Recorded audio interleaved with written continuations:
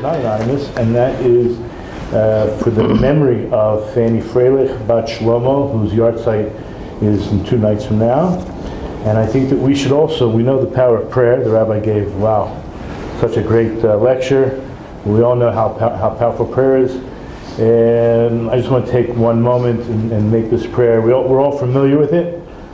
We obviously have Jews still in exile. We're also in somewhat of a spiritual exile. I'm not saying because elections are coming up or anything special, but we do have enemies on all sides. The whole world's going crazy. And there's also a hurricane. So I hear in a lot of Jewish people in Miami, Florida. But look, there's people everywhere.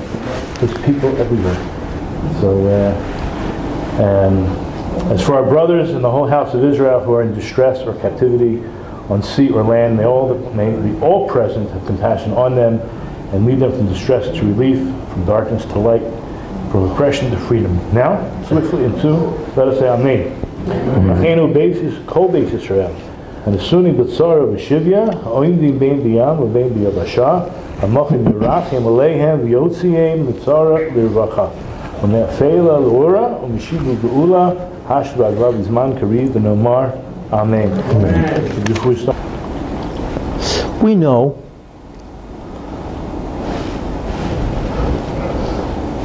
that one of the things that the Ribbono Shel Olam loves the most is Torah. God loves the Jewish people, as we saw even in this week's Parsha. Bonim atem Hashem Lakechem, you are children of your God.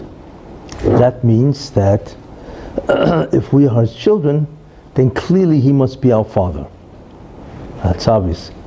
You don't call somebody a child if you're not their father.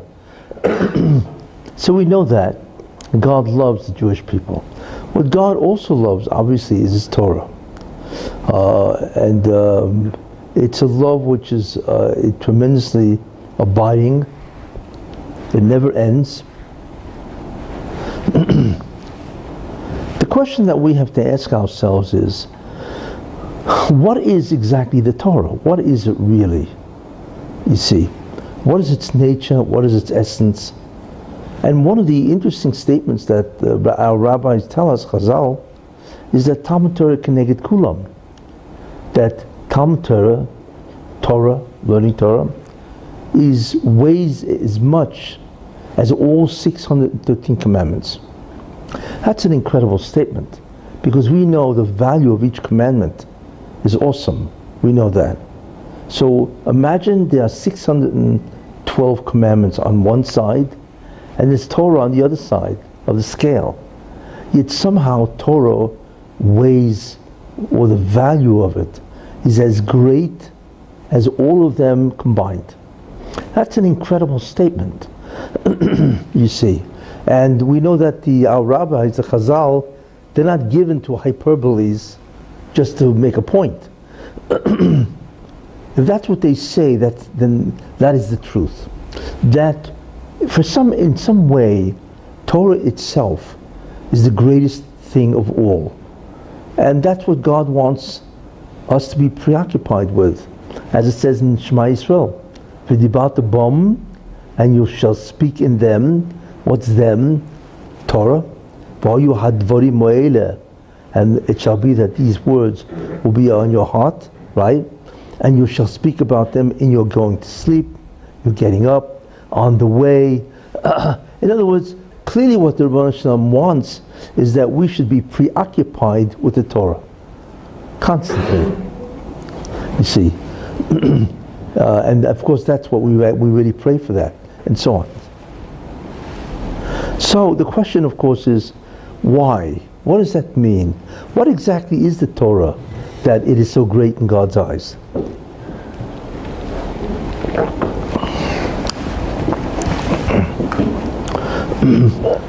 Well, obviously there's a great deal to speak about that. So I'm going to speak and at least try to give you some type of a sense of the Torah itself and why it is so great. And what does it do for us? The interesting thing about that is that when was the Torah given? We know it was given by Matan Torah, Moshe Rabbeinu, but the Torah was created long before the world was created. In fact, there's a medrash that says that Istako b'Yoraiso, God looked in the Torah, Ubora Alma, and He created the world. You see, that immediately tells us something very important. That God just didn't, so to speak, sit down and say, well, let's see what I'll do today. No. There is a specific design. There's a plan, clearly, that God has. And that plan is the Torah. And this is what we begin to see. In a certain sense, the Torah is the architectural design of creation. That's really what it is. It's a blueprint where God Himself, creates the blueprint, because that's really what He did. He created the Torah. The Torah is a nivra, is a created thing. It doesn't coexist with God as much as it is as valuable to God. Nothing coexisted with God. Everything is created, as we will see later what that means. But certainly the Torah in and of itself is the blueprint. So first He created the blueprint, the architectural designs, and then from that He created everything. And that's very revealing, because what it indicates is that there is clearly a plan to the entire creation. That's what it indicates. So that's the first idea, that Torah in and of itself is a blueprint. It is an exact description of everything. Now it says in Pirkei Avos, very interesting, it says, Hafoich bo, v'hafoich bo, turn it this way, turn it that way, shekula bo, everything is in it. And the question is, what does that mean? I mean, the Torah itself, how thick is it when you think about that, right? It's not that thick. Yet, according to that Chazal, what that's really saying is that every single thing that exists has to be recorded in the Torah. Because obviously, if that is the blueprint of creation, then clearly, right, that which exists, that which God created, must be in the Torah, because He's getting everything from the Torah. So therefore what we immediately see is that all things that exist, everything, since it's part of the blueprint itself, must have been in some way inscribed in the Torah itself. That's what it means. But when we think about that, we ask ourselves, what does that really mean? Well, what it seems to say is that the totality of all reality is in the document called the Torah. That's what it says. That means everything is in it. Every single thing in creation, every idea, every concept, and everything that will be is already written in some way in the Torah itself. Now obviously, the only one who's capable of that is God. Nobody could write a document that is all-inclusive of all reality. You see, yet that's what it says. So we're looking at a document, not only was it written by God, composed by God, authored by God, right? But it is a document that has everything in it. And that is really actually one of the reasons why God says you should involve yourself in learning the Torah, because everything is there. Why look anywhere else? And so on. But in any case, now we could ask ourselves, well, how's that possible? How could everything in creation be in the Torah? Because when you look at the Torah, you take a Tanakh or just a Torah without the Tanakh, right? How big is it anyway? What's it got? 3, 4, 500,000 words? How could that contain everything that ever existed? And the answer is, what's very interesting is that the Torah can be learned or read many different ways. You can read the Torah Aleph, Beis, Gimel, Daled, right? In other words, the normal way of the alphabet. That's called Avgad, Aleph, Beis, Gimel, Daled. So you read the Torah in a normal way. Now, but you can also read the Torah backwards. And that would be called Tashrak. Tov Shin Reish Kuf. In other words, what you could do is, in a certain sense, right, you can read everything in the Torah backwards. And it would form different words, wouldn't it? Obviously. So you can have an entire document that is reversed, can be reversed. You can read it backwards, and then it would form different words, obviously. Different words, different sentences.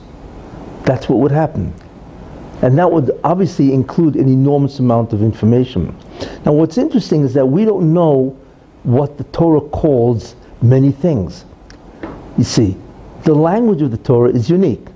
So for instance, if we wanted to call something in the Torah, if the Torah wanted to refer to something, let's say, an atom, well, what's the word atom that the Torah would use to describe the atom? We don't really know. See, of course, Hebrew has made up words. They've coined words, obviously, in order to be able to speak about them. But the language of God is not the language of man. So therefore, if you read the Torah backwards, right, then it would indicate a whole different vocabulary that can include incredible amount of information. Now, besides that, you can change the punctuation. We have punctuation where we have a sentence, we have a letter, forms words, forms sentences, right? There's hyphens, there's commas and so on. What happens if you shifted all the punctuations and all of a sudden you decided to put a comma somewhere else? You see, that also would change the meaning of many things in the Torah. And you could change the punctuation reading it forwards, or you could change the punctuation reading it backwards, both ways. So therefore, like I said, the amount of information that would be disclosed would be enormous. Then you could read the Torah, what's called by its reciprocals. You see, that's called atbash, where the aleph would be switched for its reciprocal at the other end of the alphabet, taf. The bays would be switched to the shin. In other words, it's the reciprocal, the other end of the alphabet, and they would meet somewhere in the middle. You see? So imagine if a computer could do that. It could take every letter in the Torah and substitute its reciprocal. That's interesting. It'd be a different Torah. It would contain an entirely different vocabulary that refers to who knows what. We don't even know what it refers to because, like I said, we do not know the vocabulary really that the Torah necessarily uses for anything. You know, if you have, let's say, Einstein's E equals MC squared. Well, how would the Torah phrase that? We don't know. You see? And so on. So just by manipulating these kind of things, ultimately what you're really doing is you are able to include an enormous amount of information. Now, the Torah also can be read differently. It's called Nodarikan. Nodarikan is what? A Nodarikan is a Rosh Tevis. It's a acrostic, whatever. And what you can have there is, you know, for instance, you'd have the first letter of 5 words itself spells out a word. You see. So that is another way of giving out an enormous amount of information. What's called Nodarikan, just by the first letter of the word, and Seif Tevis, the last letter of the word. 5 words, just the last letters, itself makes out a word. You see, there are many ways of expounding the Torah. So that's another way that you would be able to see what's in the Torah. Then there's what's called the skip codes. You see, somebody once went over to the Vilna Gaon, and he said to the Vilna Gaon, you say, right, that everything is in the Torah, right? Can you, actually, according to the Chazal, everything is alluded to in the word Bereshis, just the first word of the Torah, which is astounding. Imagine everything not only is alluded to in the entire wording of the Torah, it's alluded to in the first word Bereshis. So he went over to the Vilna Gaon, who obviously was a incredible master, and he said, you know, you say everything is in the first word Bereshis, or that's what the rabbis teach us. Where is the idea of Pidyon Haben? We know that a firstborn child, a male, after 30 days, you're supposed to redeem him. You give the coin money, and he gives back your kid, so to speak. Right? That's Pidyon Ben. So he asked him, where's Pidyon Ben in Bereshis? So the Vilna Gaon, who was able to do this, astounding, he said, not a problem. The word Bereshis is Beis, Reish, Aleph, Shin, Yud, Tov. 6 letters. So all you have to do is read it this way. Ben Rishon, firstborn son, Aleph, Acha, Shloishim Yoim, Shin, Yud, Tifteh, redeem him. Right? It was just a rattle that off. That's astounding. In other words, the word Bereshis is the Rosh Hashanah, or the first letter of the word Ben Rishon, Acha Shloishim Yoim, your first son after 30 days, Tifteh, you have to redeem him. Right in the first word of Bereshis. You see? Which is obviously quite amazing. But we see, therefore, that Rosh Hashanah is one of the ways you can expound on the Torah. Then there are skip codes. For instance, you start with a letter somewhere, and then you skip, let's say, every 50th letter. What's that letter? Then go again 50, and again 50, and so on, and that spells out a word. One of the greatest codes, skip codes, where you skip the letters, right, with a certain what's called constant, and it forms a letter.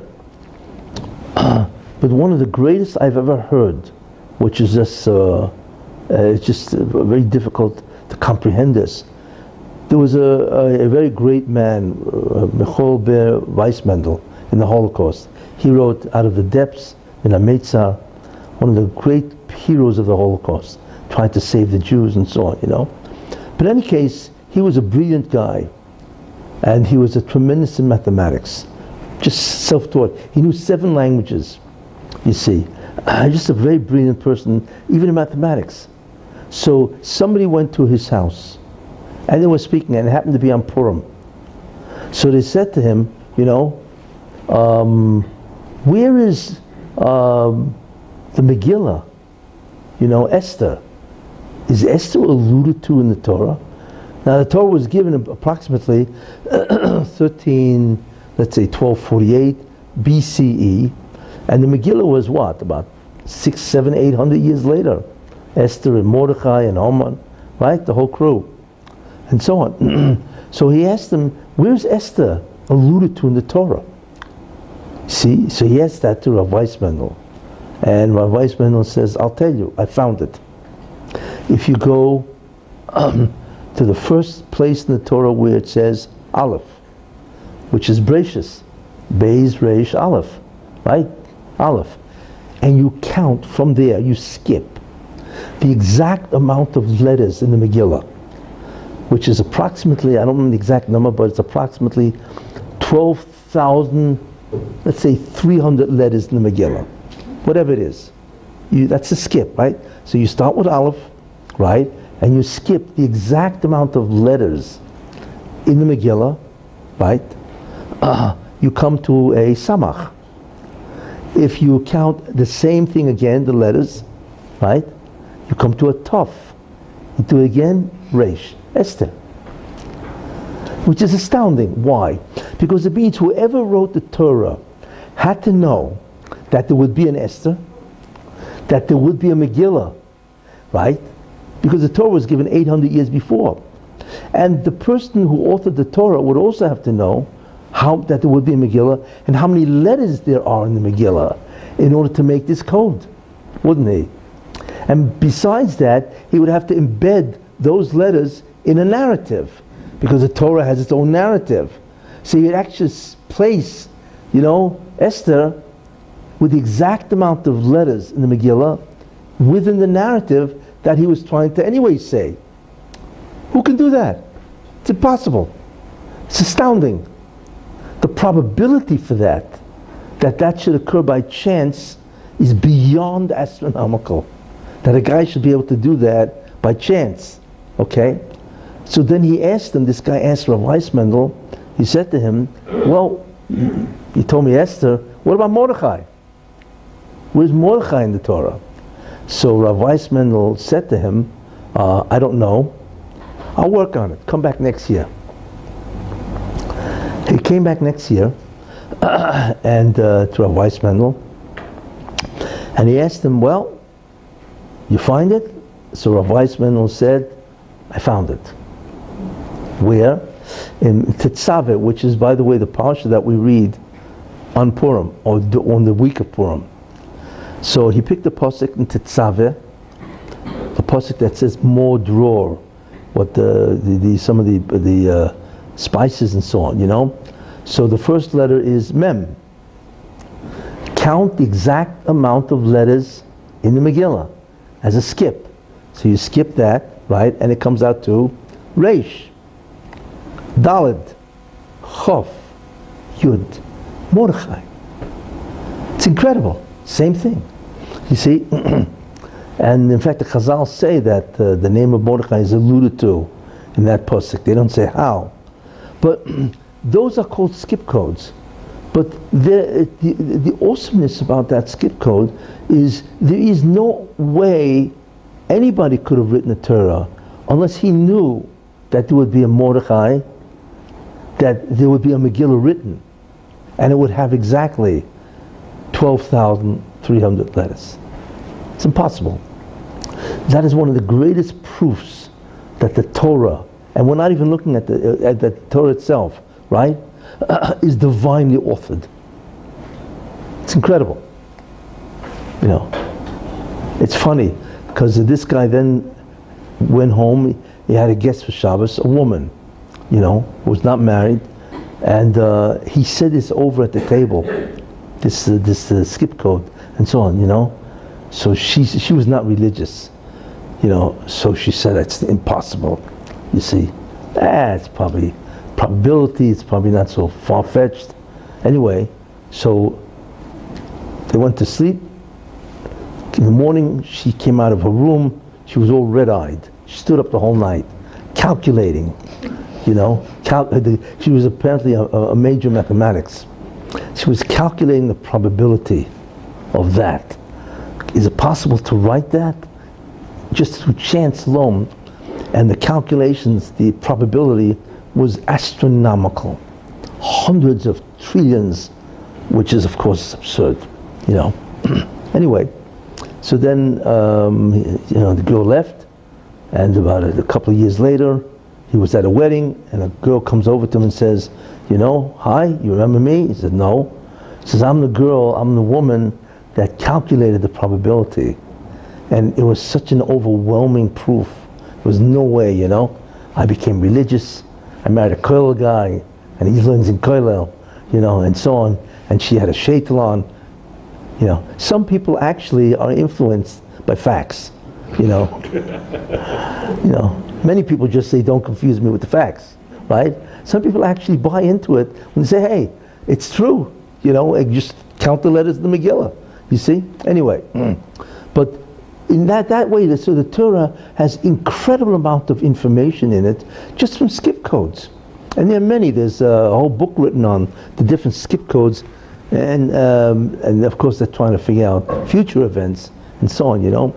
But what I'm trying to say is that the Torah is a document that does have every single thing that God created. This is what you see. You see, and what it really means, we understand from that, why is it if one letter in the Torah is missing, it's invalid? Puzzle. Why? Because now that we understand the essential nature of the Torah is a document that has every single thing ever created. If one letter is missing, that means something's missing in creation, right? So that this cannot be the document that describes creation, because something's missing. And therefore it's puzzle. Makes sense. That halacha makes sense. In any case, this is what we see in terms of what the Torah reveals. And that's what it says also, Torah Hashem Tamimo. The law of God, the Torah of God, Tamimo, it's complete. Complete means everything is in it. So automatically we begin to see that the Torah is like no other document ever written. It has all the information. Our problem is we don't know how to access that. At the future time, when the Mashiach comes, part of the Messianic light is the revelation of all that information in the Torah. Exactly. We will then understand the whole concept of the vocabulary the Torah uses and how everything is in it. See, that's all part of the Messianic light that will be revealed in terms of in the future time and so on, you know. So that's one level of understanding what the Torah is. That is that it's a document that reveals, reflects everything. But let's go deeper in terms of what is the Torah. How does God perform his actions? How does he create everything? And the answer to that is that what he does is he sends forth certain divine energies. It's probably the best way you can describe it. Certain divine energies or divine forces. They're called spheres. There are 10 of them. Okay, it is unknown what the nature of these forces are, but apparently they are the forces that God uses. There are 10 of them. And they create realities. They can create a reality. See. And there are many realities that these forces create. Now, for each action that God does, for every action, God has a name for that action. Exactly, he has a name for that action, you see. So, if you refer to God insofar as that action that name represents, that is actually talking to God in terms of that action. What is interesting about that is that's a very powerful force to use in many ways to do things. You see. So therefore, what it comes out is very interesting. All the names or all the words in the Torah fundamentally is what? Are the names of God insofar as he does a specific action. That's his name. Like for instance, a person, he's a judge. So he is called a judge insofar as he will act in a certain role of being a judge. You see. So therefore, when you think about it, the entire Torah, all the words, is not merely words that have literary meaning for us, but what also is they are the names of God insofar as what he has done for every action. That's why the Ramban says that Kol Shemosav, that the entire Torah is nothing more than the names of God. You see, at one level, it's a narrative. It tells us many things. The mitzvahs, the Torah mitzvahs, tells us the history of what happened in the world. But at a mystical level, Kabbalistic level, what the Torah is the words of the Torah that we see as a story or a narrative. What they really are is a specific name of God insofar as he does a specific action. And it's not only that, but what that word is also, besides being the name of God in that action, the letters of that word represent the combinations of the 10 spheres that God uses to create that word or that noun or whatever that word represents. So the word is called an ontological word. It's not merely a descriptive language. It represents a concept, right? That's what language is. It's sounds that represent concepts that we agree means that. That's what a language is. The vocabulary of the Torah itself is called generative. It generates. In other words, if you say the word shulchan, so those letters of shulchan, shin, lamed, ches, nun, shulchan, they represent certain combinations of spheres that create the concept called shulchan. You see, so the vocabulary itself generates the object. It is a true ontological language, and so on. It's not merely a word that we agree on means something. It generates the object that it refers to. So, what do we have? The word itself represents the object. It is also the name of God, right? Insofar as he creates that object, you see. Now, that has a lot of very interesting useful usages, actually, if one knows how to actually manipulate that. If a person knows how, and I'm going to tell you, there's a concept called white magic. How is it done?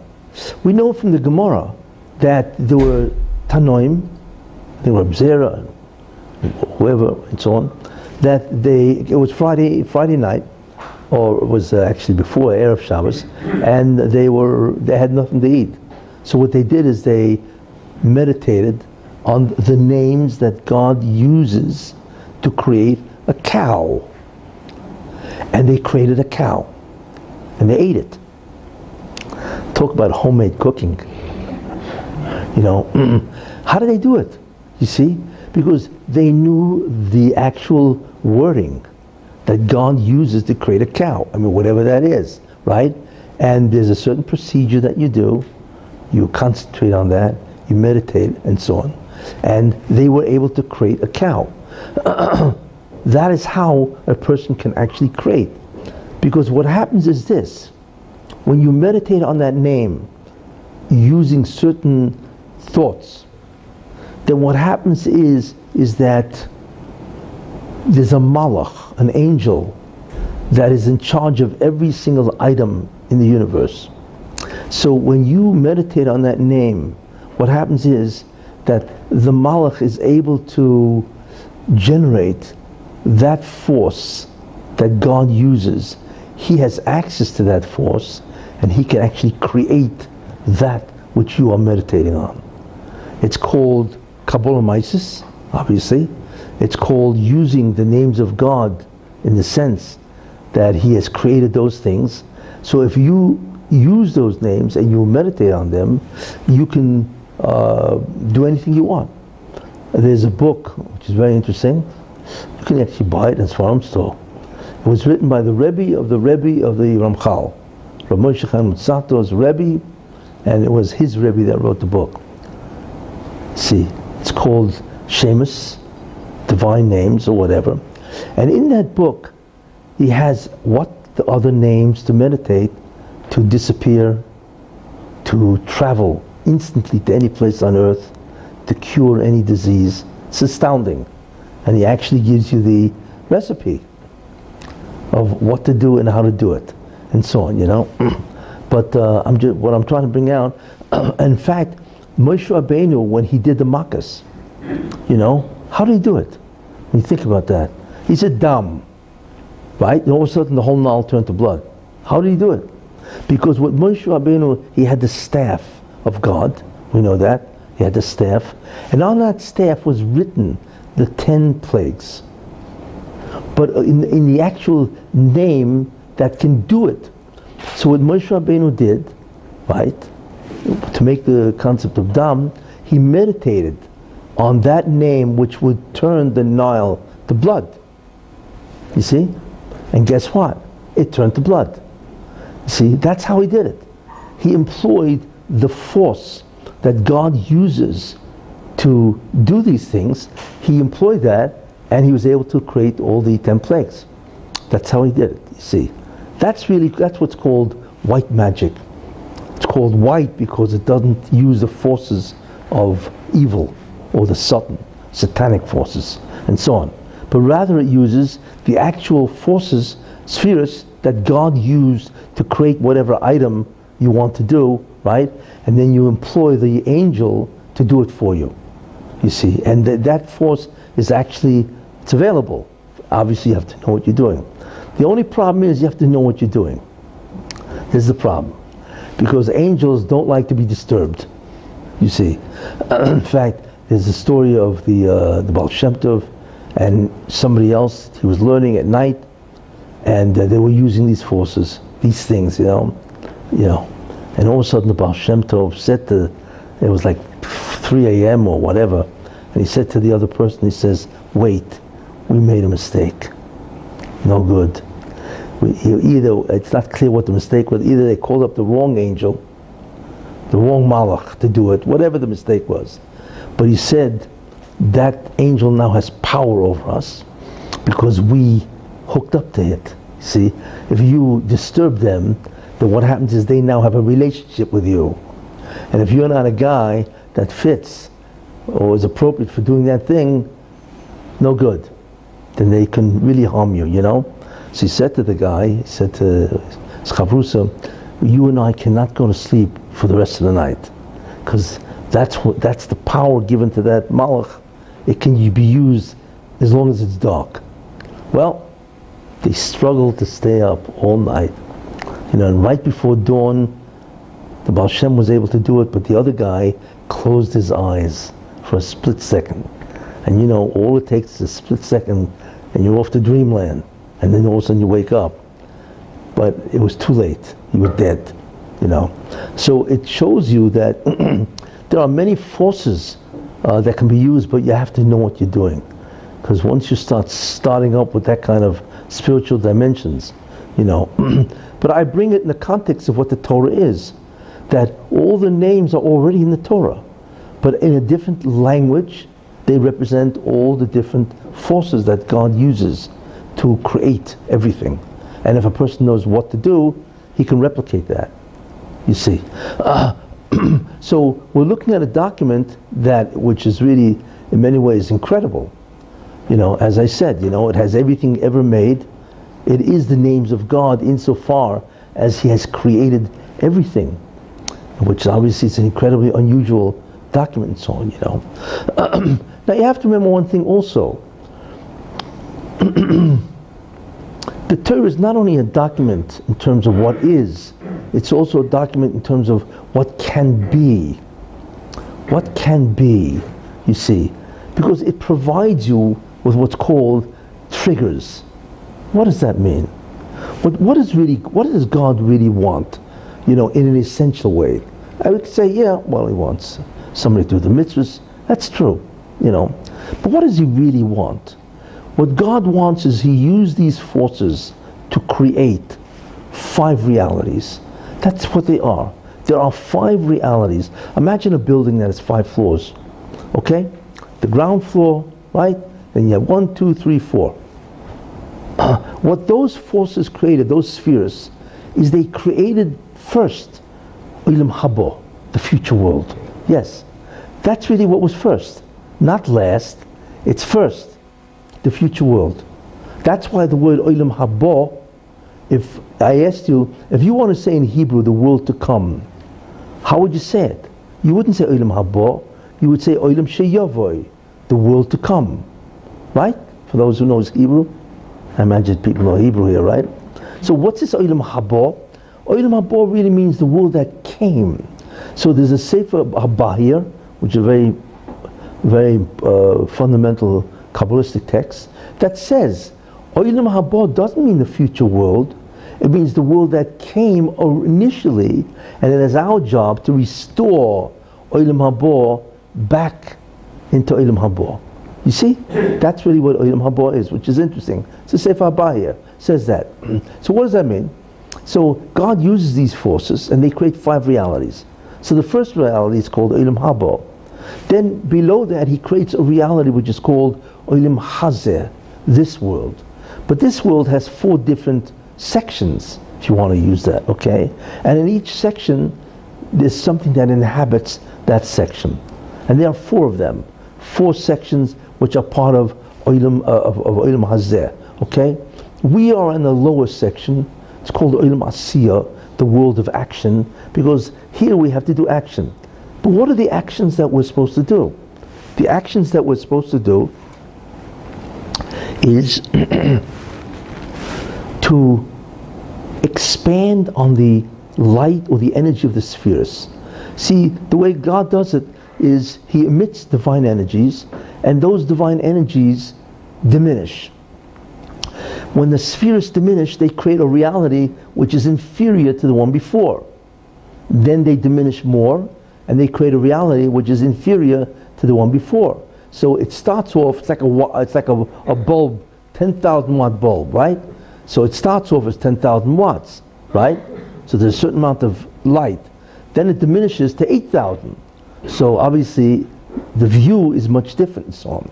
So that's what the spheres do. They diminish until they create the physical world, you see. Now what God wants essentially is He wants us to reverse the process. He wants us to expand on the output of energy of these spheres. If we do that, guess what? We can actually change realities. We go from the lowest reality, which is this reality, into the next. We actually change this world into a higher reality, which is spiritual, you see.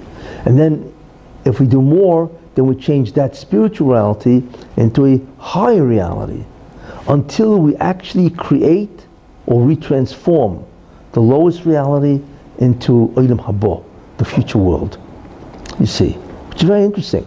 So the job really of a Jew is to retransform realities back into the highest one, which is Olam Haba, which is the spiritual reality, the greatest of all. That's really what we have to do. It's a retransformation process. But how do we do it? Where are the triggers? And the triggers are in the Torah. The triggers are the Taryag mitzvahs. The 613 commandments are the triggers that will increase the energy or divine energy output of the spheres, thereby changing reality from the lowest to the highest. The problem that we have now is that we only can change it in potential. We get credits, but we can't change the physical world until we will have completed the job. At that point in time, the Mashiach will come, and then all of a sudden, everything that we labored to do, all of a sudden is actualized, and all of a sudden the spheres will now be energized and actually change the realities from Asiya to what's called Yetzira, to Bria, to Atzilus, and then all of a sudden the whole thing changes into Olam Haba. And that takes, by the way, a long time, you see. So the world has to exist for 6,000 years. That's what it says in the Gemara. Shisra halfei shnin hevo alma, the world will exist for 6,000 years because there are 6 days of creation. The 7th day is Shabbos, so therefore on Shabbos begins the transformation, you see. Now, the Messianic era is the era at the end of time before the year 6,000. So we are really about 219 years away from the end. That's all. And once that happens, it's over with. Then all of a sudden, in the Messianic era, well, actually it's after 6,000, right? All the potentials, credits that we have accumulated through the mitzvahs, which are the triggers, will all of a sudden be activated, and the entire physical universe, all 13.1 billion light years, changes into a next reality, which is the Olam Yetzira. Then, and that takes 1,000 years. Then all of a sudden, in the next 1,000 years, the Yetzira changes into Bria, you see. And then finally, Bria changes into Atzilus. And then the 10,000th year, because you go from 6 to 7, 7 to 8, 8 to 9. You see? And then in 9,001, which is the 10,000th year, that becomes Olam Haba. But don't worry, it doesn't make a difference, because once the Messianic era arrives, then that's all that you have to worry about, because that's the end of the Satan. The Satan dies, that is the end of evil, you see. But the transformation from a physical universe into a completely spiritual phase, plane, takes time, but it doesn't make a difference. Once the Mashiach arrives, then the waiting game is over, you see. And ultimately speaking, the last reality, which is the future world, is a world that we cannot comprehend. What goes on there, we have no idea. It's not because we've never experienced it, you see. So you can say, well, I've never experienced, so how do I know? No, that's not the problem. The problem is that we don't have any concepts right now that can refer really to Olam Haba, other than to say that it is a place. Actually, it's a dimension, or it's a state of being, you see. But the state of being in that world is not comprehensible now because we have no model or example that can even refer to that type of a reality, you see. And that really is what the future world is. And once the Messianic era begins, which hopefully will be very shortly, then the transformation process begins. But the Torah is a document that has all the triggers. All those mitzvahs, Taryag mitzvahs, that we do, essentially they are switches, triggers, that increases the output of the spheres, and when the time comes that they can be activated, all of a sudden they are activated and the world changes, you see, which is an astounding thing. The only one who really can talk about that in a certain sense was Moshe Rabbeinu. Moshe Rabbeinu, when he received the Torah, he went up for 40 days. And it says, I didn't eat any bread and I didn't drink any wine. I didn't drink. And so on. What does that mean? It means that he was transformed, okay, to the Olam Yetzirah. And that's why he could speak to angels. And he had a whole dialogue with them, which the Gemara brings down, the Chazal bring down. He had an entire dialogue and so on, you see, about whatever they were discussing and so on, you know. But the essential idea is that he was an Olam Yetzirah, you see. And he was obviously one of the few people that ever went up, literally went up, and then came down, back down into a normal body, you see. Now what is interesting is this. He had a discussion with the angels, with the Malachim. And you know what the Malachim said to him? He said, wait a minute, why is God giving you the Torah? We want the Torah. That's what the Malachim said. Because they understood the greatness of the Torah and the enormous amount of spirituality that is in the Torah. So they said to Moshe, wait a minute, why is God giving you the Torah? We want the Torah. So what did Moshe Rabbeinu answer? Well, Moshe Rabbeinu said, wait a minute. It says in the Torah, honor your father and mother. You guys got fathers and mothers? Of course not. So how could you take the Torah? You don't have that. So obviously, you cannot receive a Torah which you have nothing anyway with. That's what he answered them. And then they were quiet. The question is, excuse me, you mean they didn't know it says honor your father and mother? I mean, they don't know this? Of course they know this. So what was Moshe Rabbeinu Machadish? What did he tell them, you know, that quieted them in the first place? Because here's what you begin to understand. We have a document called the Torah. Now, the Torah is really what? The Torah, like I said, is the names of God insofar as he has done every action. Yes? But wait a minute. How does God act? He acts through the spheres. Therefore, the Torah is every possible combination of those 10 spheres. Right? That's the name. The name refers to every single combination or configuration of those 10 spheres insofar as they create something. So really the Torah is all the spheres. It is a description of every sphere combination ever done. And that's how God does things, you see. But that's interesting. Why do we have to learn the Torah at the level of a mitzvah? Right? Honor your father and mother is a mitzvah. But honoring your father and mother, right, is a specific concept called father, mother, honor. There's a whole bunch of ideas. You see, and all those ideas were created by the spheres. So what the Malachim said is, wait a minute, why do we have to learn the Torah when the Torah comes down to this earth? It takes the form of this language. But if the Torah didn't come down here, then you could learn the Torah in its original code, which is the spheres. You know what it's like? It's like computer language. You know, you have a language, right? But the guys who are programmers, right, they can go right to the machine language, right? You ever see those crazy symbols for computer language, right? Millions of different codes and so on. Really, the Torah is a code for every single thing that exists. So it's like a computer. Why do I have to look at the English translation or the instructions in English? Why can't I just talk to the machine, right? The computer itself, and talk to it in its real code language, whatever that is, the digital language or machine language, which is much closer to the source. You see, it's not filtered through all the different what do you call, I think it's called the transpilers or whatever they call that, compilers or whatever, Why do I have to do that? See, so that's what the Malachim said. You see, wait a minute, why should you get the Torah? Why don't we get it? What do you mean we get it? Because we want to learn about honoring your father and mother, not by the actual physical reality of father and mother.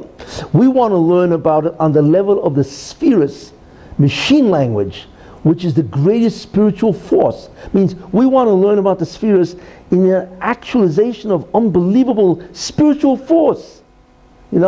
Forget about its dilution as it comes down here. You know what I'm saying? Where it's diluted and finally expresses itself in a father and a mother and an honor. You see? No. You could go straight to the machine language, so to speak, straight to the spheral language itself, and that's the highest hasaga, insight into the trigger. There's nothing that's greater. That's what they wanted. Makes sense. They were very smart, the Malachim. You see, that's where they wanted to go. But Moshe Rabbeinu said, no. So what did he answer them? He says, well, let's think of it this way. If God wanted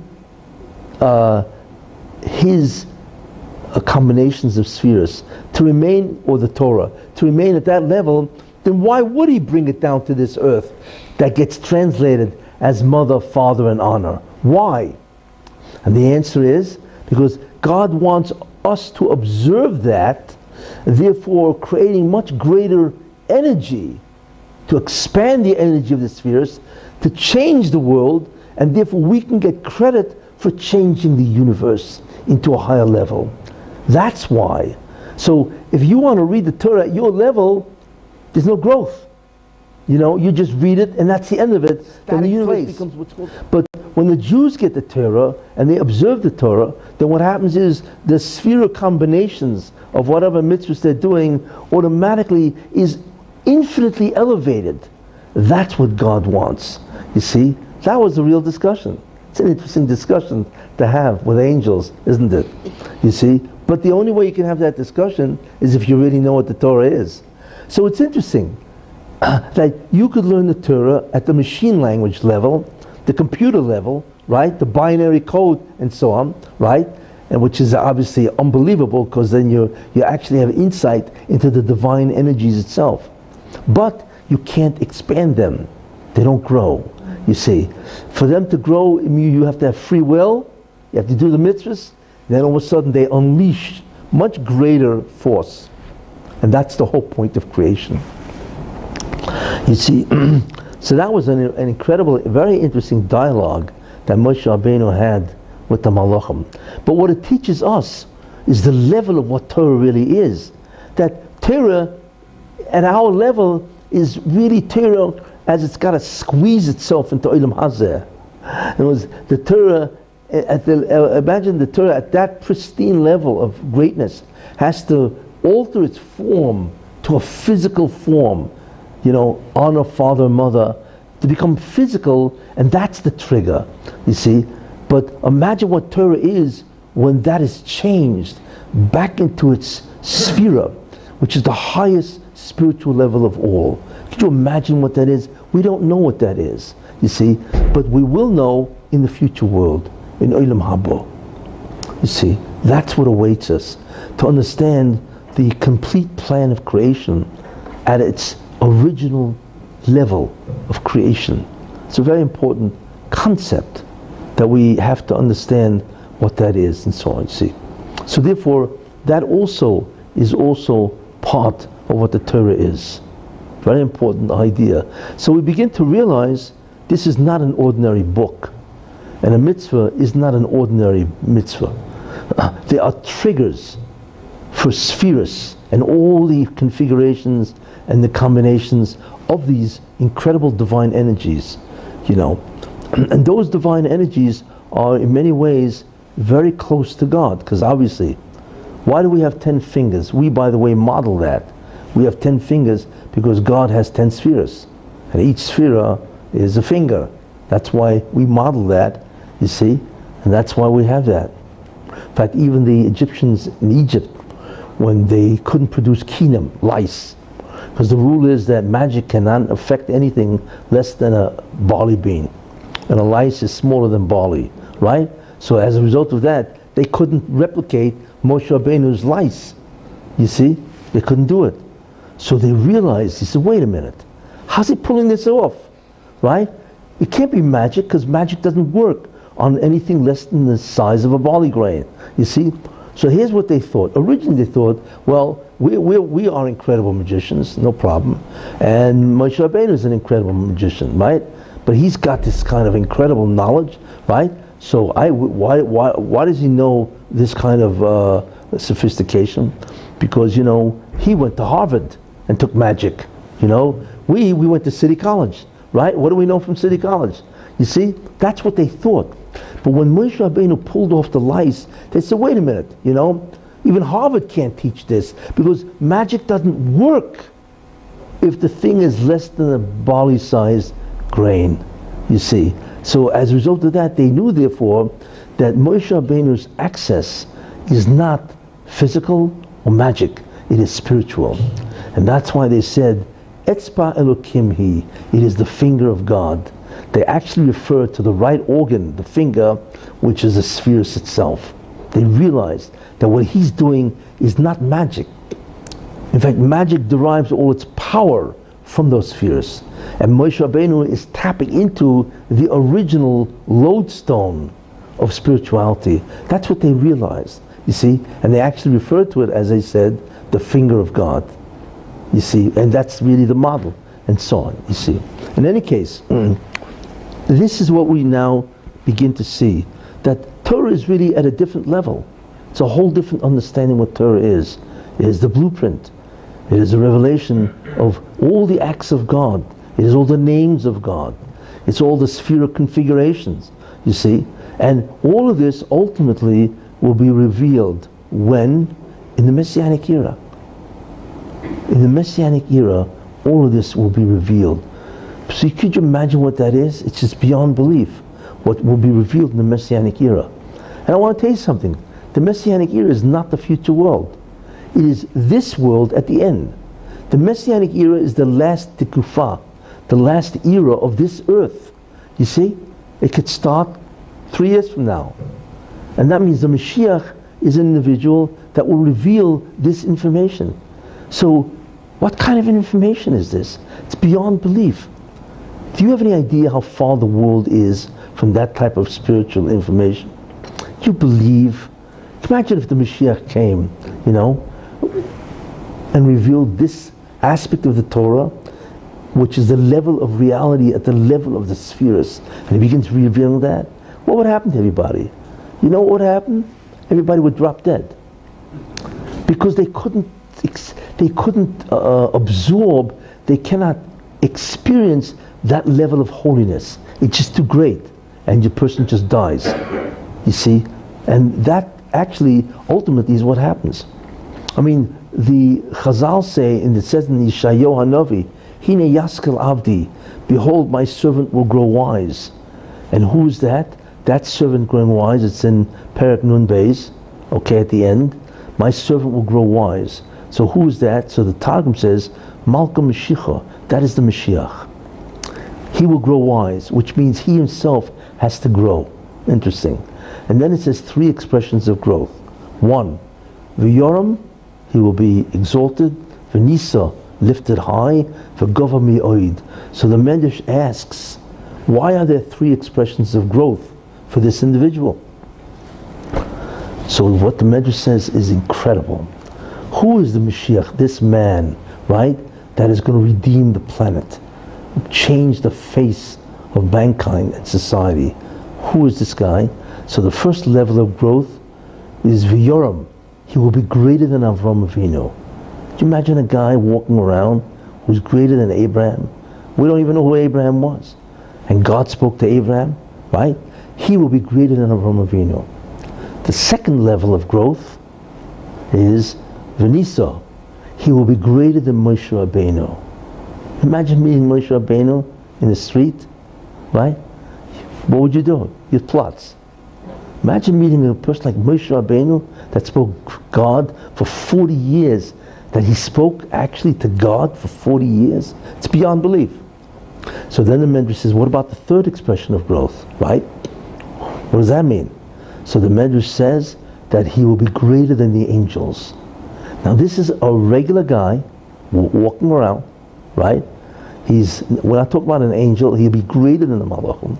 He's a human being that has this type of status.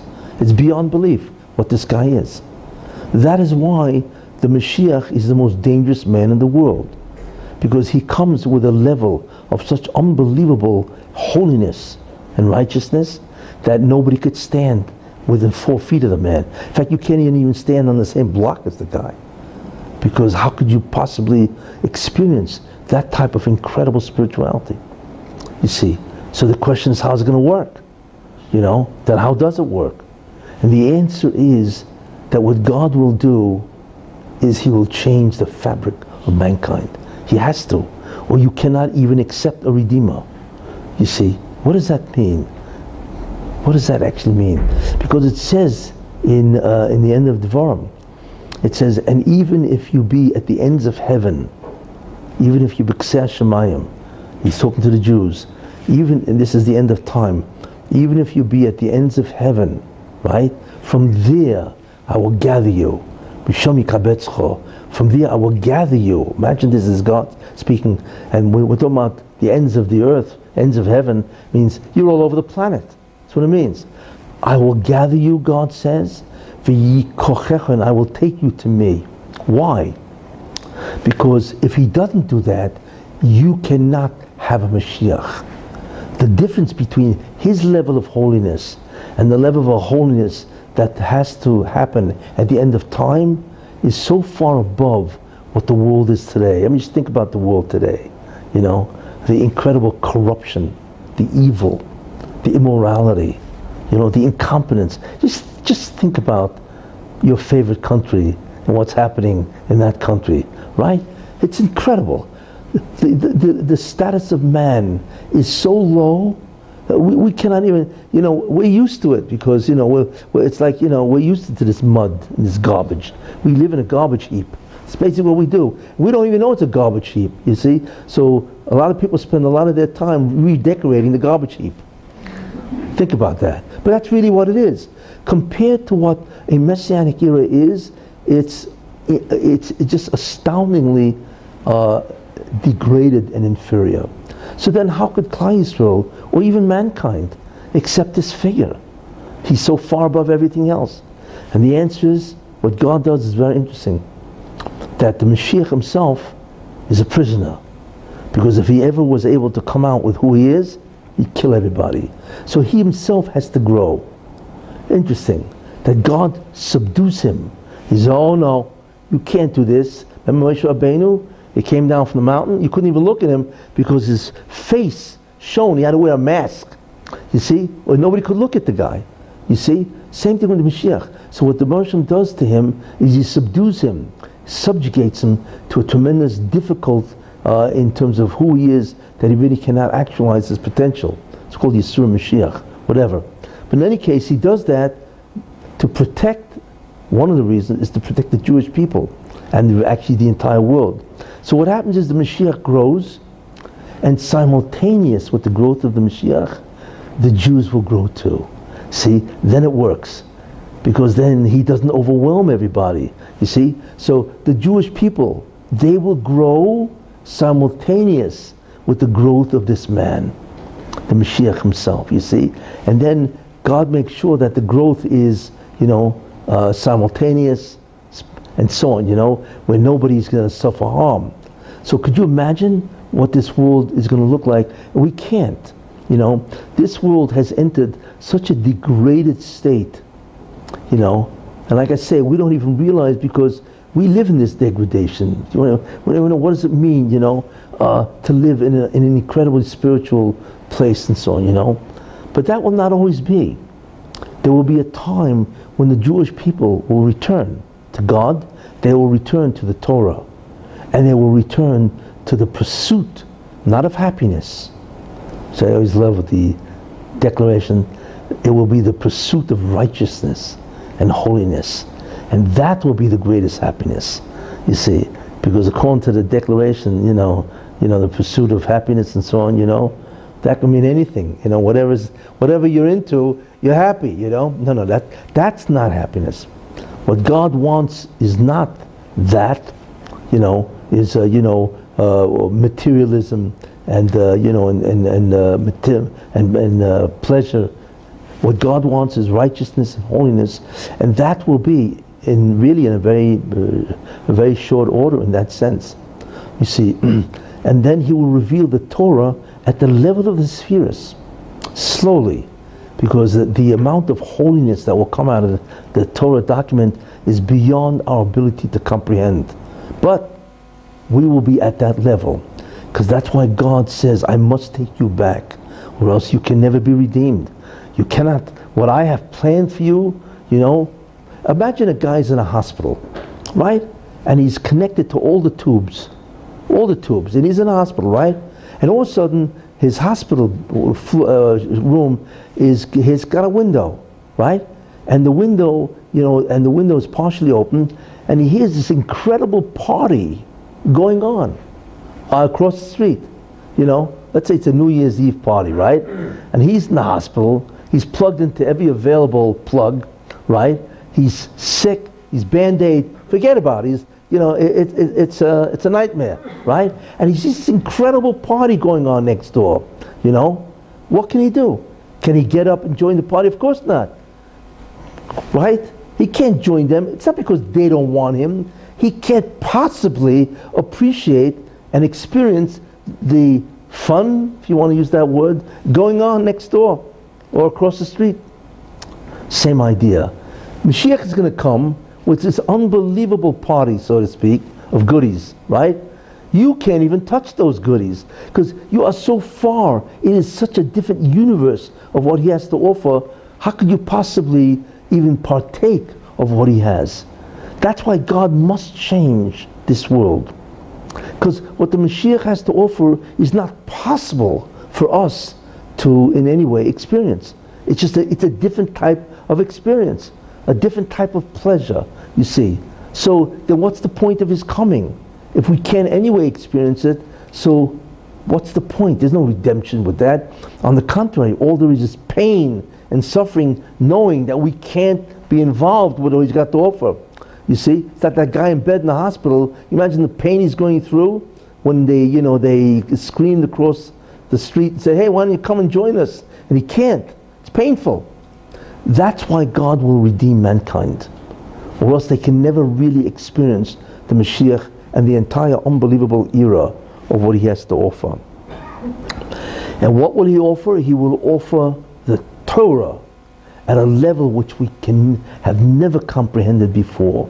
I've just given you a small taste of what the Torah really is and so on, But the Torah, as the Malachim would have learned it, is something so far beyond our ability to conceive, you see. But that ultimately is what God wants. In fact, if the Malachim had experienced the Torah at the level of the spheres, that would be incredible. But since we have to change the Torah and bring it back to that world, therefore we will experience the Torah infinitely greater than the Malachim, because they cannot change the level of experience of Torah. They can't do that. They can just, whatever's there, let's try to understand. But I cannot change the amount of light coming out of that. But we can. And that was Moshe Rabbeinu's argument. We can do it, because that's our job. God wants us to alter, to improve, to enormously magnify all of the spheres. So not only will we be experiencing what the Malachim get, we will be infinitely greater. In fact, they're going to beg us, please give me something of what you guys got, because we can't produce that. We don't have the wherewithal. You see, and that's really what happens in the Messianic era, you see, which is, it's amazing when you think about that. I'm not talking about the future world. I'm talking about the Messianic era is an era of now, of, could be 5 years, 2 years, 3 years. It's this world that will have the Messianic era. Could you imagine what that is? We can't. Like trying to imagine Shangri-La, those guys, that it's trying to imagine a utopia which we can't, we have no tools, we don't even have a language to describe it. That's the Torah. You see, so the Torah is the vehicle to get there, and ultimately the Torah is the reward itself that we get. Imagine what kind of a document that really is, you see. And therefore, Torah connected kulam. The greatest thing ever given to man is the Torah, you see, because it is the vehicle that gets us to a heights that we cannot really even begin to imagine what that is. This is what the Torah is, and therefore it's connected kulam. It's the greatest thing, it's the greatest gift ever given to mankind, is the Torah itself, So let's hope that this year it's going to begin, right? It's going to begin shortly on September 17th, right? Which is the elections. It's going to begin, right? Let's hope, right? And things are going to happen where there's going to be a beginning of the initiation where the Jewish people have to become more spiritual. There's just no other way, because Mashiach cannot come to a nation that cannot even experience what he's got to offer. It doesn't even make sense. Think about that, and so on, He can only come to a nation that is able to enjoy and understand and relate to what he's got to give. If you can't relate it, what in the world is he doing? To who is he coming? You see? That's why God says, I will gather you, even if you're at the ends of heaven, I will gather you and I will bring you to me. You see? Because other than that, there's no rationale for a messianic era. You see? And that's really ultimately what happens. Okay, let's hope that he's going to come shortly. We're all going to see him, and we're going to say, thank God that you came finally and ended this unbelievable nightmare, what's called this world. Thank you. Any questions? By the way, part 2 is in 2 weeks of this, the greatness of Torah. The question is, Yeah. when you think about the garbage heap and how horrible it is, you've also Yeah, I just want to interrupt for 1 second. They have, mankind has different ages. The age of the, the Paleolithic age and all these kind of things. You know what the age of today is? The garbage. Right? But you have also said that it appears on one level, it appears like the garbage because the tikkun was done to Yisurim and not through mitzvahs and tshuva. Yeah. So the paradox is there's how we perceive it, but there's another level of reality that it's almost perfected. It's almost the tikkun is. Yes, we're very. So when you talk about we'll gather you from the farthest reaches even in heaven. Yeah. The tikkun, that's like in a period of where the tikkun is accomplished, and now our perception of the garbage Yeah. is now going to be revised to the perception of the rectified. Yeah, of course, yeah. That's why we have to change. That's why God must change the world before Mashiach comes, not after. Because once he comes, then in no way can you experience what he's going to give you. You know what it's like? It's like you walk over to the zoo, right? And there's a gorilla behind the cage, right? Behind the bars, right? And all of a sudden you take out money and you say, hey, would you like $100? To the gorilla. He says, the only thing he's looking at is to you, maybe wants a snack on you. That's about the only thing he's looking for. All the gorillas are basically not the herbivores, But he can't appreciate money. It's not his vocabulary. It's not his language. It's like the English expression, casting pearls before swine. What are you offering them? It has no value to them. The world that we, through our tikkun, through our mitzvahs, have done. Yeah. We see it, but we have no access to it. We don't have the vehicle. If you don't have a mouth, in no way can you eat without a mouth. The same thing. The Mashiach is going to change the world. And if you don't know what spirituality is, how possibly can you experience? And it doesn't make a difference how great what he does. You can't experience something without what's called the instrumentality. You don't have any instrument to absorb or to experience that, so what does it mean? And it doesn't mean, even if that what he wants to offer you is the greatest thing ever done. That's why God must change the world. It's not an option. Because redemption has no meaning if mankind is completely aspiritual. You see? It's a terrible irony because we did the tikkun, but we can't have no access to the fruits of our labor. Well, that's why God says, no matter where you're at, I will bring you close to me. I will gather you from wherever you are, and I will bring you to me. And what does to me mean? Spirituality. It means divine. That's what it means. You know? It's a very important concept. That there must be a redemption before the Mashiach comes. Or else you do not have the wherewithal and the instruments to even appreciate what he's going to give you. You see? People don't realize that. That there has to be what's called a precursor to the redemption itself. Yeah. Go ahead. So I just want to make sure I understood correctly. So even that process that you described, that Hashem says, Gabeska, I'll gather you in, all of that comes from the energy generated by us doing mitzvahs over Yes. the centuries, right? Correct.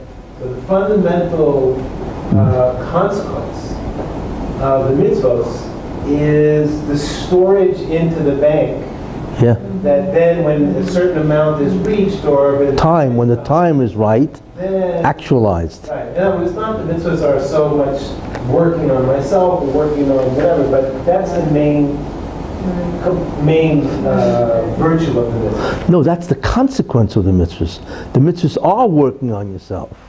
That is the mitzvah, to change yourself. You see, and that generates an enormous amount of spiritual repercussions, which is stored. So the real spiritual change is stored. Means where you physically change. There's no Tchias HaMesim means there's no death, right? What does that mean? There's no death. That means it has to mean that your physical body has to change. Your genetic structure is different. You see, it's not because there's no disease. You can't become sick. You see, it's not like because, well, everybody took a vaccine, therefore he's not going to be sick. No, there's no pathogen anymore. So how are you going to become sick? That's what a messianic is. When death dies, when the Satan dies, right? That's the end of pathogen. It's the end of evil, immorality. It's the end of any kind of disease, you see? And because it doesn't exist anymore. And that's a consequence of quantity of mitzvahs. Mitzvahs, correct, yes. Yeah. Yeah. So it's not that we get this free gift. Nothing is free. Transform everything. It requires our... In other words, we get what we stored. You put money in the bank, you get to retire. You don't put in the money in the bank, there's no money for retirement. It's the same idea. That's the way this world has been set up. You know? But the ingathering is what you're... But the what?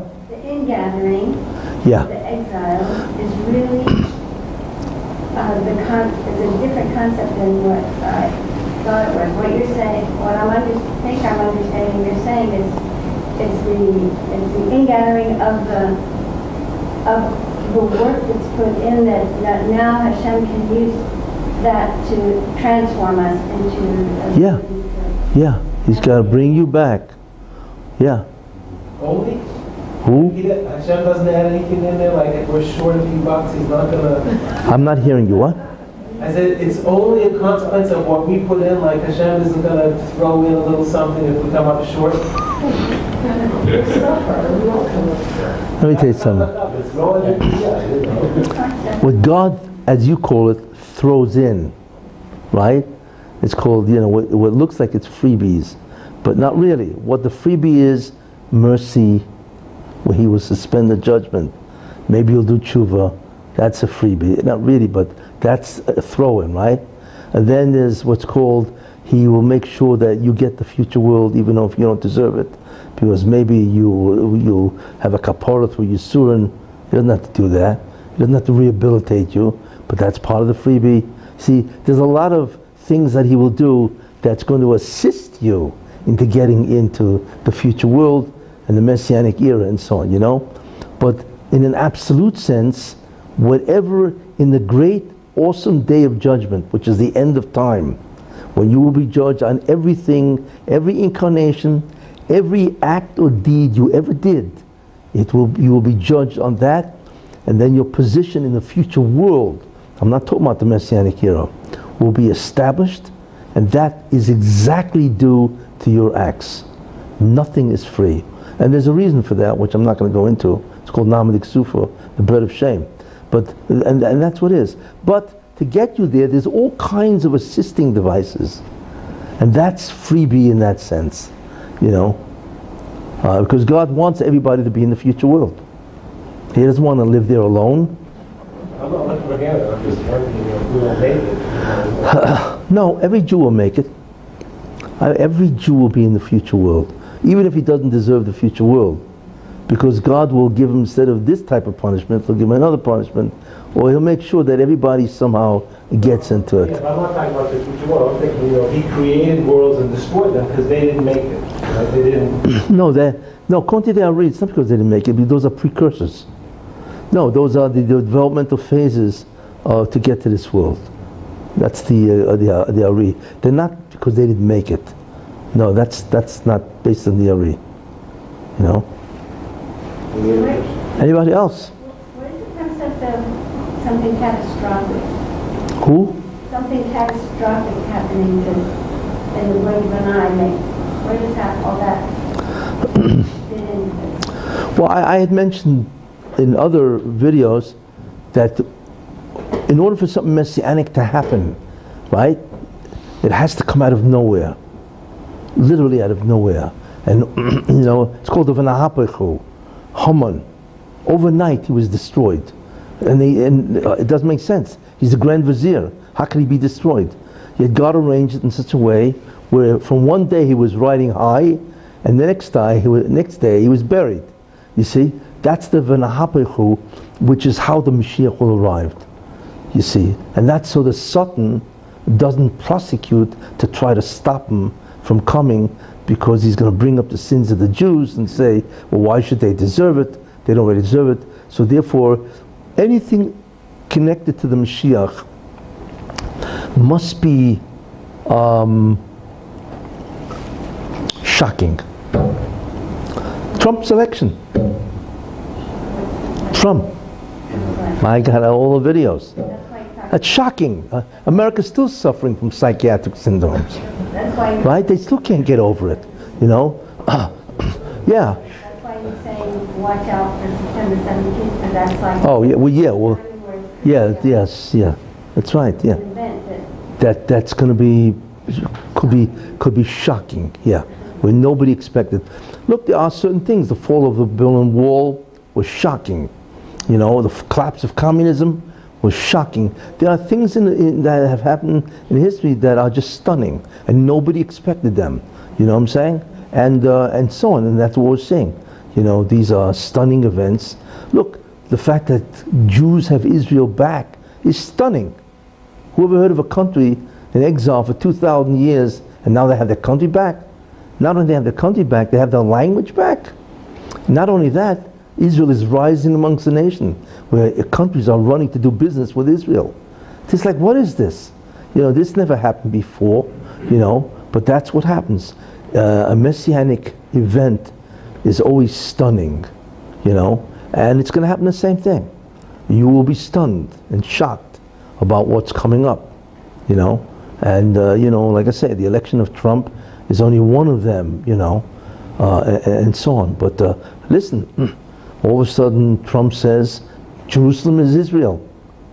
Everybody was stunned, right? He gave Jerusalem back to capital city, which automatically means that that Israel also is a country. If you have a capital, you got to have a country. So in one sweep, What did he do? Right? Israel, the capital of Israel is Jerusalem, right? And Jerusalem belongs to the Jews. And then all of a sudden he throws in Golan. You know what I'm saying? Like, what is this? You know? I mean, who ever heard of a president saying that, you know? You know? Look, he himself doesn't realize who he is.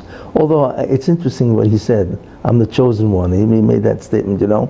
But he meant in one way, but he has no idea that he just slipped up in terms of a certain idea.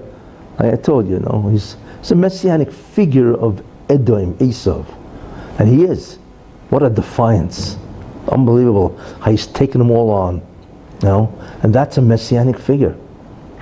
Anyway. After the Messiah, is it like 1,000 years of that kind of thing? That's after the Mashiach. Yeah, that means the world already is gone. There's no civilizations anymore. Then it's called the 7,000th year.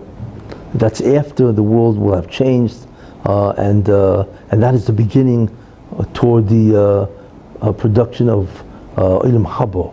That's a whole different level of reality. You know, we're just the reality we want is the Mashiach himself, and we don't even know what that means. Like I'm trying to show, you know, we don't even understand what that means. What's coming up, you know. And I could give you more Chazal, but it's astounding to realize what is going to happen in the next couple of years. It's nothing we can fathom, you know.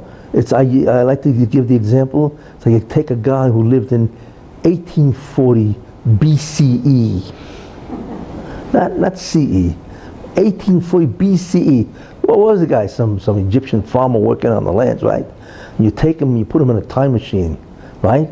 And all of a sudden he lands up on Fifth Avenue, you know, in Manhattan, right in Manhattan, you know, or you know, in today's date. He'd collapse. He could never assimilate this. It's not a world he can possibly grasp. It is so radically different from what he knows. It's the same idea.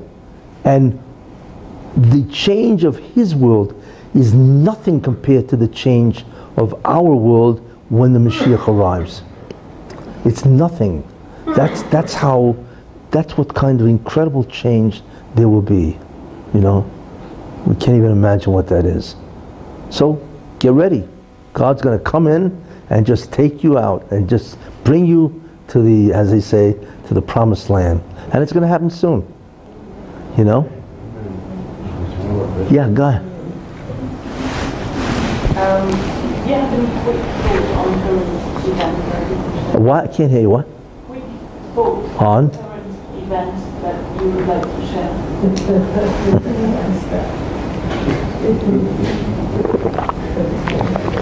The word quick thoughts is an oxymoron. You know. I don't really have quick thoughts, I have long thoughts. You know, but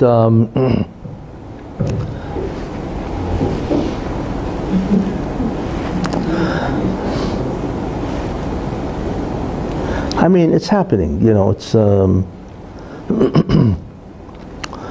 there are things that are happening, you know. Look, just the upcoming elections of in Israel is historical. It never happened before that they couldn't put a coalition together. And what is God saying? If you think about it, you can interpret it this way. God is saying, listen, you know, you can have elections, no problem, but your ability to rule over the Jewish people and impede their progress towards spirituality, I'm stopping it. That's really what it means, if you think about it. And if you interpret what that happened, forget about the historical business, you know. What God is saying, simple. Fine, you want to make elections? No problem. But don't think you're going to have a government. Why? Because your ability to destroy the ability of the Jewish people to come back to me, I'm stopping. And therefore there's no coalition. Isn't that interesting? That's the message. Now the question is, okay, what happens next? You see what I'm saying? But people don't interpret it that way. They just say, well, they didn't make a coalition. You know, of course not. You know what that is? That the exact number they needed, they were one short of 61, if you know what happened, right? What are the odds? They're just one short, and therefore Lieberman got all that power? You know, you mean they couldn't come up with one guy, and he would have had a government? No, because you no longer deal with normal average politics. You know, it's like with Trump. You know, he's running against 16 major heavyweights, and and he comes out and says, "I'm running," and everybody laughs because he's going to provide the comic relief for the whole elections. And all of a sudden, one by one, you began to realize, it was astounding, because God decided, I need to change America. Not only for America, I need to change it for Israel. Because if America wins back the respect in the globe, then whoever they respect, everybody's going to be running to do business with them, which is what's happening, you see? So the rise of America precedes the rise of Israel, because they're the ones that will assist, you see? It's all part of the cheshbon, as they say, Yes, Jonathan? I have one question. How much winter pray? It's only... I can't hear you, what? How much winter pray? How much what? Winter pray, yeah, if a war would happen. Currently things are heating up in the north. Half an hour ago, we had already a little bit bigger conflict with 40 rockets we sent over. And let me say, war breaks out, which is very realistic, before the election. How do you interpret that? Interpret a war before the elections? Well, you have to remember one thing. In order for this to come about, there are three things that have to happen in Israel in order for the people to begin thinking of moving to Israel. The first thing is that Israel has to be a land of safety. It has to be safe, you see. And Israel is not safe, obviously, because they're surrounded by people who hate them, want to destroy them, see. So Trump is already on the move to stop Iran, and that's the biggest enemy, right? And Israel also will take out Iran. They're both on record as saying that we cannot allow you, So it's the same concept. God has to make Israel a safe place in order to allow the Jews to come back, right? What you are watching really is the actions that God is taking to make it safe.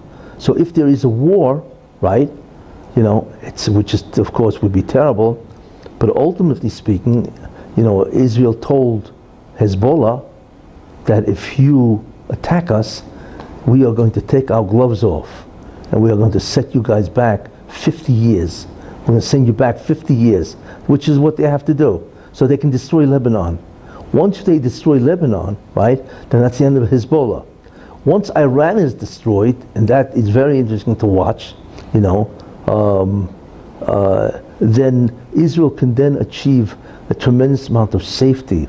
And besides, not only that, then people will think about coming and moving to Israel because there's no enemies anymore. What you're watching is all of that is a very slow process. There are many Arab countries that now want to do business with Israel, which is incredible. Think about that. Never happened before. Israel, right? 50 years ago, it was the pariah of nations. And now they want to do business with Israel. Even Saudi Arabia, which is a spearhead of Yishmael, wants to do business with Israel and so on, So you're watching this slow progression of making Israel a safe place. And one of the ways is that they're going to tip their hand. If Hezbollah does start, right, then, Israel will unleash, have to, and destroy Lebanon. You see? Hamas anyway, there's nothing there. It's astounding why Israel allows Hamas to do what they want. But all of this is in the theme of all this is to make Israel safe. That's the first requirement. The second requirement is prosperity. Israel must become a prosperous nation, which it is not. There is a segment of the population that's making a lot of money, right? But they just came out with a statistic a couple of months ago that 1.8 million people of Israel is below the poverty line. Not at the poverty line or above, below. Excuse me, that's almost 30% of the country. That's crazy, Israel is prosperous to a certain segment, but most people struggle terribly. The cost of living, the bureaucracy, the regulations, It's a very difficult place to make it, you know. So clearly that has to change in order for people to say, okay, I'm coming. The third thing that has to change, is the most difficult of all, is the concept of religiosity. Israel has to become a much greater spiritual place. And they can't, because there's an enormous amount of forces that wish to impede the religiosity of the Jewish people. And I mean really, you know, and it's not hard. You can make, I once mentioned, you can make Israel a tremendous spiritual place without any coercion at all, you know. And I once mentioned how there are many kiruv organizations that are very good in making people, turning them on, you know, like Rabbi Poston, right? But the problem is they have no money, right? What happens if Israel, there are many organizations, great organizations, Arachim, you know, what do you call it, Lev Le'achem, Lubavitch, whatever, that are great. They do a great job turning people on, you know, with valid arguments. They don't coerce them, but they have very valid ways to do it, you know. The problem is they have no money. Well, what happens if Israel gives millions of dollars to some of these organizations? They will have money to spread what they think is spirituality, you know. And nobody's forcing anybody, but just let them do their thing. You see, it doesn't take much to make Jewish people religious. They have a pintaliyid. Every Jew has a spark of the divine, you know. You just have to know how to reach them. And there are many other ideas.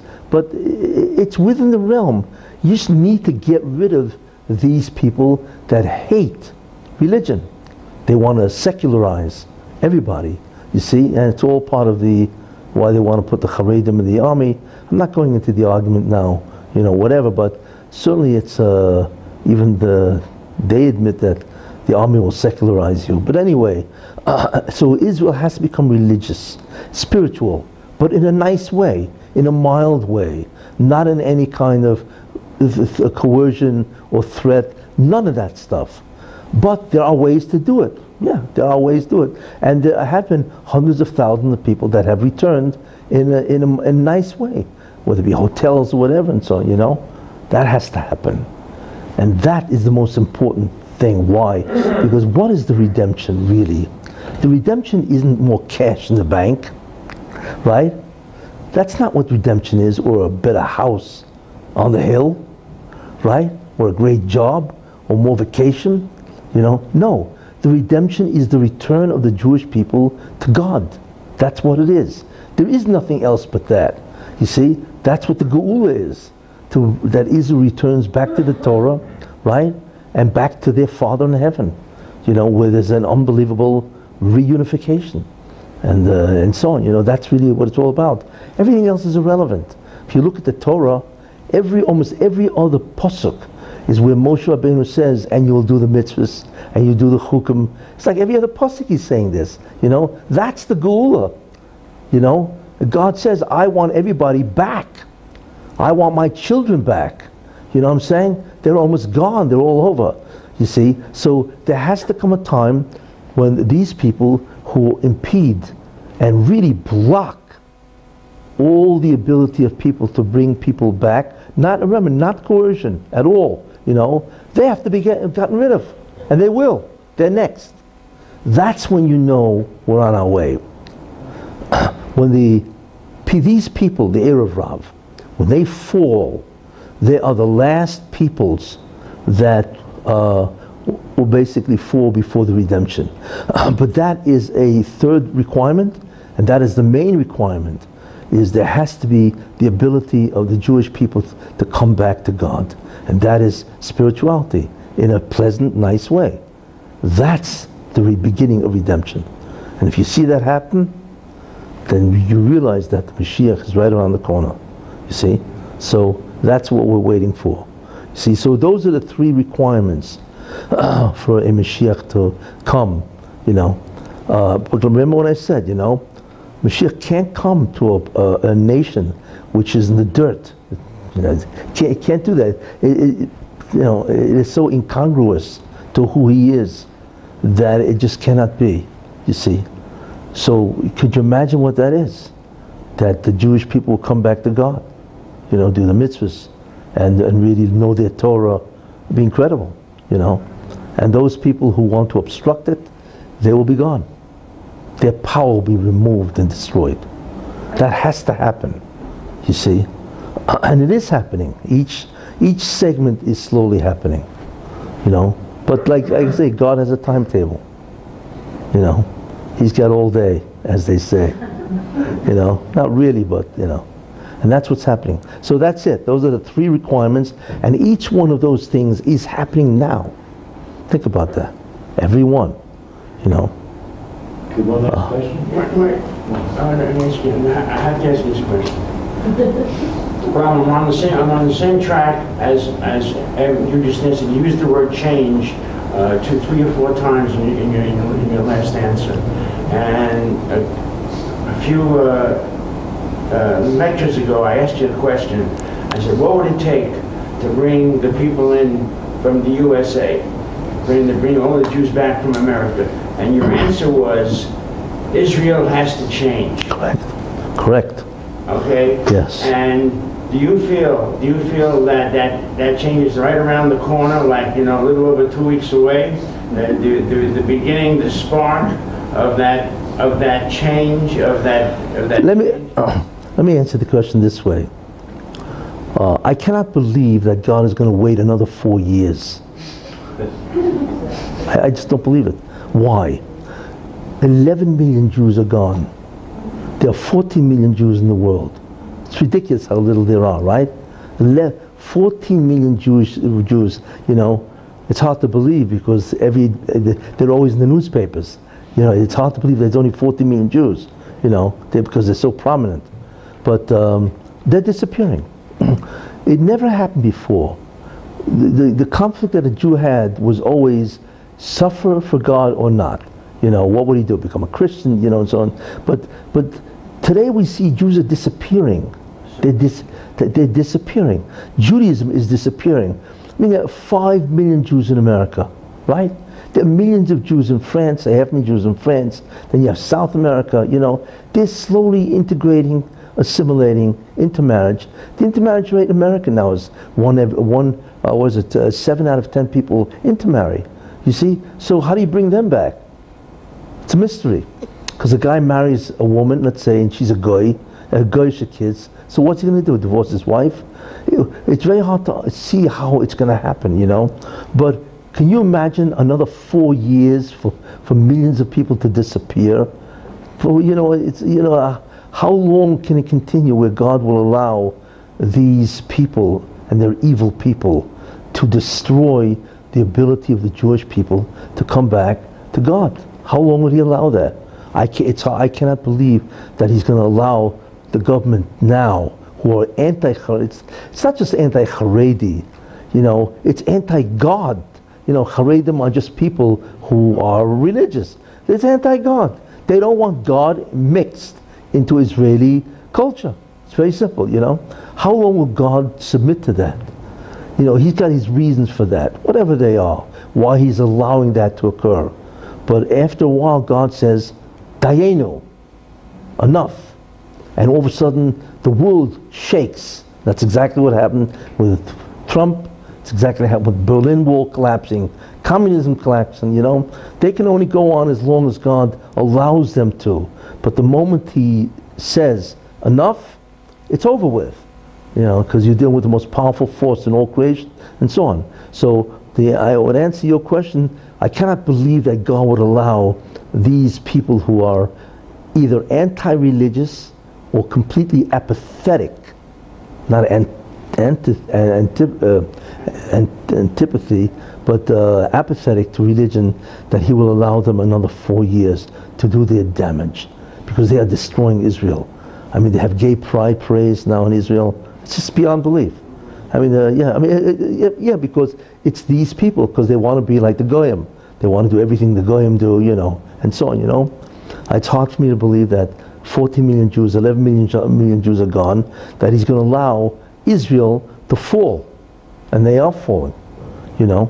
So basically, my speak is close. Yeah, I mean, I believe, and I hope I'm right, is that this election will be significant. Something is going to happen. and it's going to shock everybody. But there has to be a turnaround. Something has to happen, One quick question. When the Erev Rav go down, Yeah. and is that the same thing as the Sutton is finished? Yes. His greatest, the Sultan's greatest soldiers are the Erev Rav. Nobody is as bad as the Erev Rav. Do you know why? Because the Erev Rav are Jews. And nobody believes that a Jew wants to destroy them. Because he's my brother, right? Nobody believes that a Jew wants to destroy another Jew. Not that he wants to destroy them physically, of course not. But he wants to destroy Zayim Haba. It's even worse, So therefore the Erev Rav is like a tumor, cancer. Why doesn't the body cure itself? Because it doesn't see the cancer cell as an other, as an enemy. You see? So therefore eventually the cancer kills. It's when the body wakes up and says, "Hey, you're not like me. I'm gonna, I gotta get rid of you." So on. The Erev Rav are Jews, but they are Jews that are trying to destroy the religion and spirituality of other Jews. Of course, they cover it up and say, "Not really. We respect them." It's all nonsense. Because you should know one thing: God is not a fool. Because what God does, which most people don't realize, is that if you contributed to anything which is bad or harmful, even if you're 10 degrees removed from that actual harm, you are held culpable to that extent. People don't realize that. You see? I'll give you one example, like the Congress, right? They let these 3 women, right, issue anti-Semitic remarks, and they did nothing, right? Okay, but they don't realize that they are headed for incredible problems. Why? Because your job, right, was to quiet these people. It's incredible.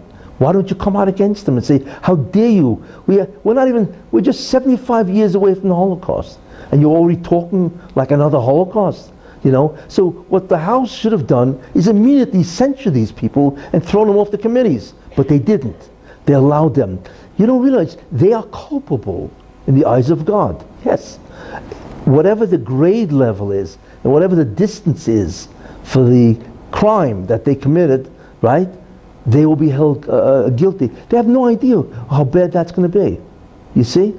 So people don't realize that a person can be guilty even if he's many factors away from the actual crime. God keeps count. And He keeps a very good count. He knows exactly what your contribution is to the crime. You see, He knows, you see? And He's going to confront the Congress, the Senate, all those guys. They have no idea when they face God, what's going to happen to them. They're going to wish they were never born. You see? Virus. What? Like a virus. Yeah. And therefore, that's what I'm saying.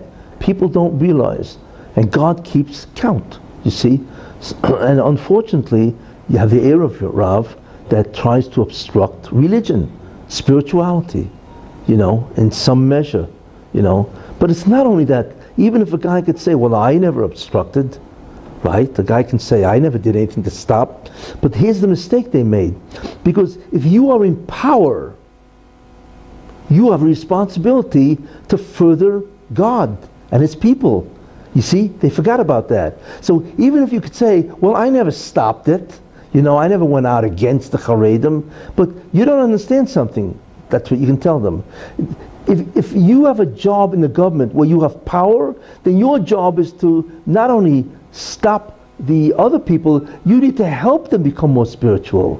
See, they don't look at that. Say, "Well, it's not my job." What are you talking about? It is your job. See, that's what God keeps count, and they don't understand that. You see? And that's where they all get incriminated.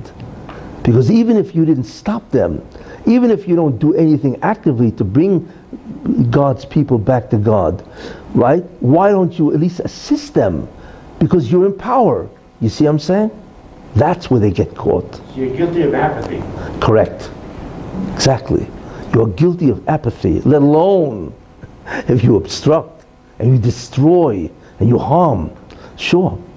Of course. Let me tell you something. The worst nightmare that the world will ever have experienced, you know when that is? The great day of judgment.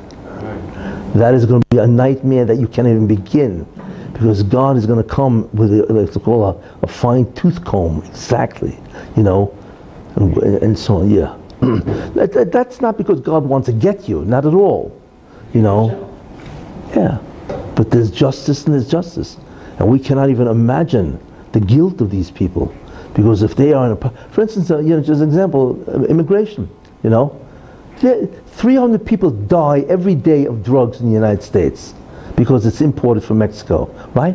So how can you come out and say, well, let them in, let all the criminals and the drugs? So God's going to say, excuse me, you see that guy who just died? You are guilty of that, because you who are sitting in the Congress could have stopped it. You see, forget about Trump. What's that have to do with Trump? American citizens are dying. You represent your constituents.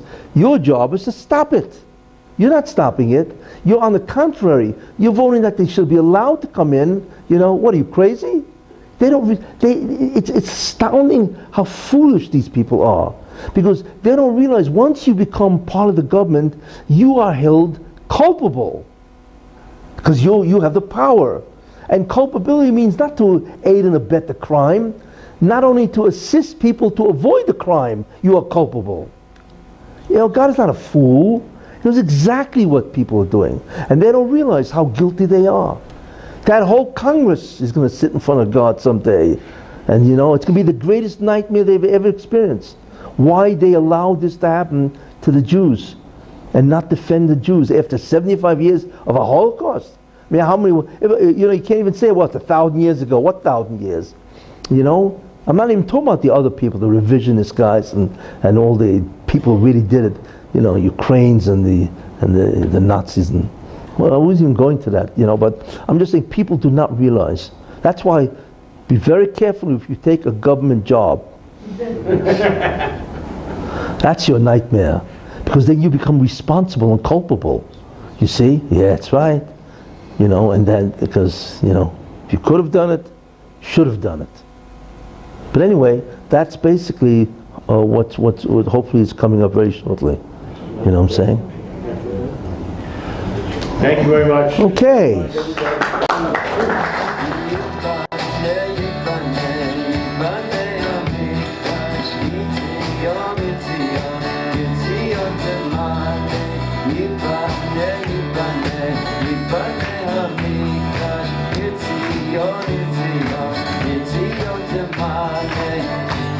Shama shir shir chadam